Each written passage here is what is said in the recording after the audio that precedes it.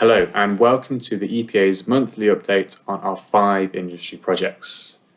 In just a few moments, you'll hear from our project mentors and leaders who've been reflecting on all the hard work that our 5 project teams have been doing in the month of May. Before I hand on to our project leaders though, I wanted to talk about 3 projects in particular.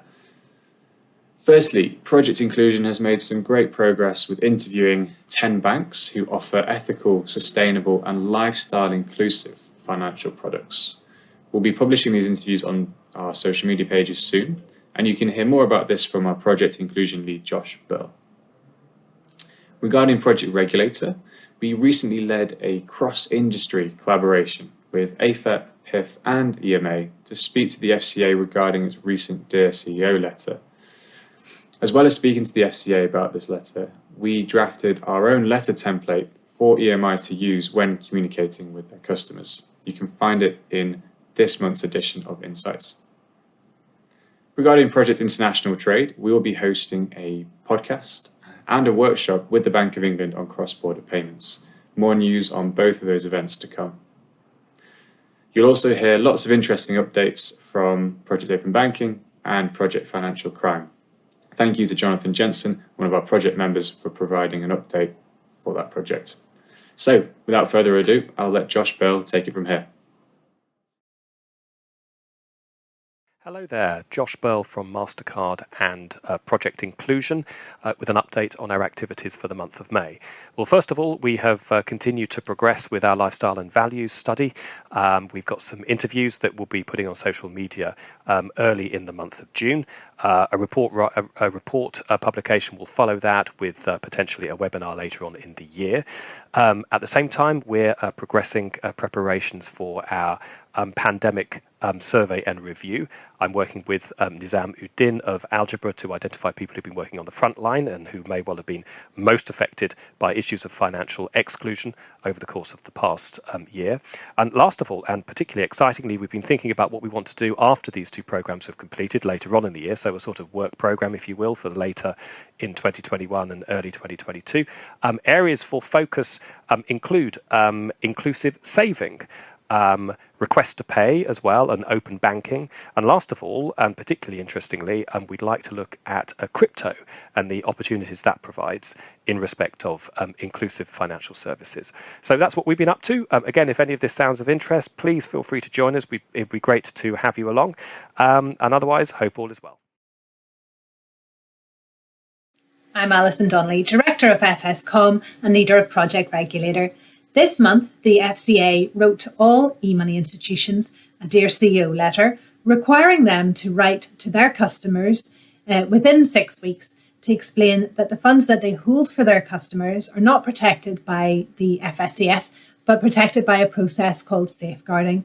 Recognising the complexity of explaining safeguarding in consumer-friendly language, the Project Regulator team pulled together to draft a template on which e-money institutions can draft their own communication to their customers.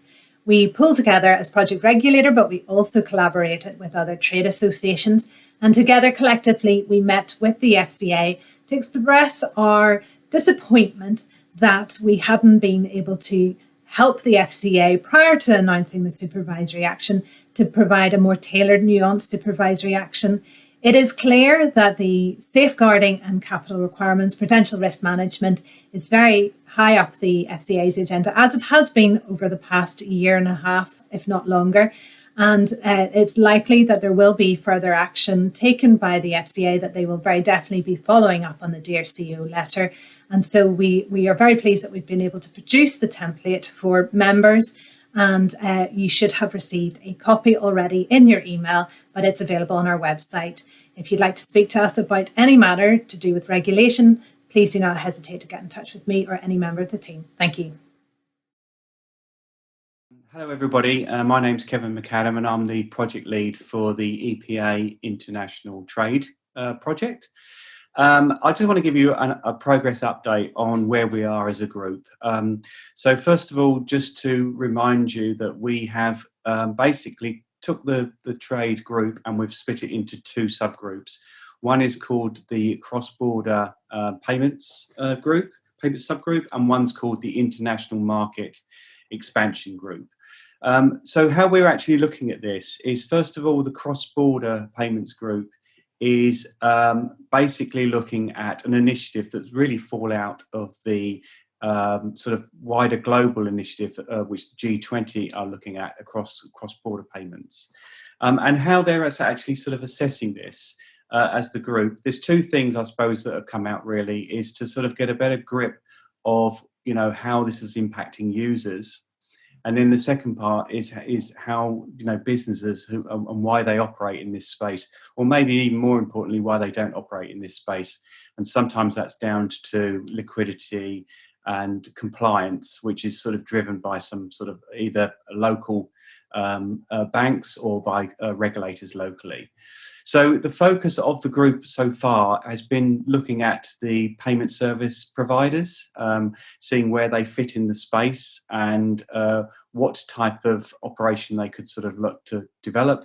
And the second part is about looking at users themselves in terms of really, I suppose, assessing what are the needs that they require. Obviously, this product is all about cost, speed and transparency, and where the group have particularly focused on is what does that mean for the financially exclusive.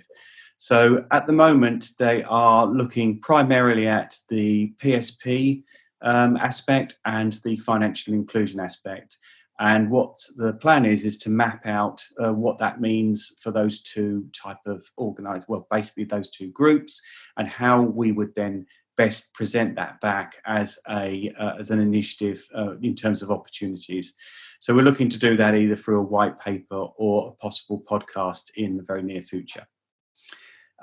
In terms of the international market group, this is taken on a slightly different position. This is about providing an awareness and an education for the EPA members. And what we're looking to do is really provide sort of a toolkit, a signpost toolkit that will help them sort of determine whether they enter into a new market.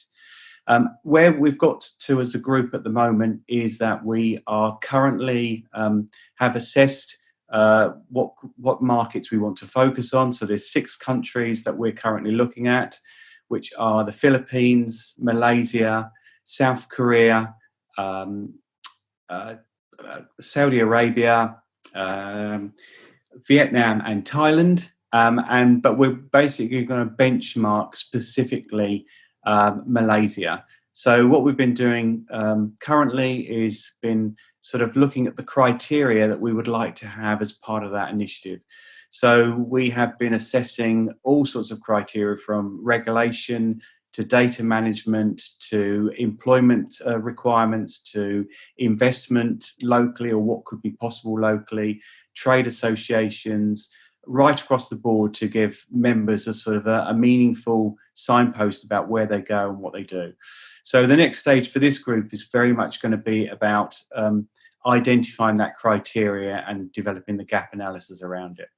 So we've made some really good progress, and I think we're going to be sort of in a position to start to share that wider with the EPA membership in the forthcoming. So lastly, I'd just like to say, look, thank you for your interest in this update. We are always interested in getting new EPA members to sort of participate in the actual trade group. We have a great cross-section of individuals already, but we would always welcome new individuals. So if you are interested in the subgroups that are currently operating within international trade, please do reach out to us. I'm Jonathan Jensen from the EPA's Project Financial Crime. This month there's been lots happening. Refinitiv is sponsoring a white paper on how to prevent financial crime, payments fraud, and the role of digital identity. We have the Digital Identity and Payments Fraud webinar on the 27th of May, also sponsored by Refinitiv. This has got a great lineup of speakers from government, private sector, and academia. And if you missed the live event, do watch it on catch up. The EPA will be sending a response to the PSR's consultation on confirmation of payee. If you have any views here, please get in touch with Tom Brewin at the EPA. And finally, Planning has started for the EPA's financial crime event on the 9th of November. This will be a one-day face-to-face event to discuss an issue that's relevant to all EPA members. Thank you for watching. Thank you to our project leaders and mentors. I hope you enjoyed watching, and as always, if you'd like to get involved in one of the EPA's projects or one of the EPA's research initiatives, you can always reach out to our project leads or myself at tom.brewin@emergingpayments.org. Thank you.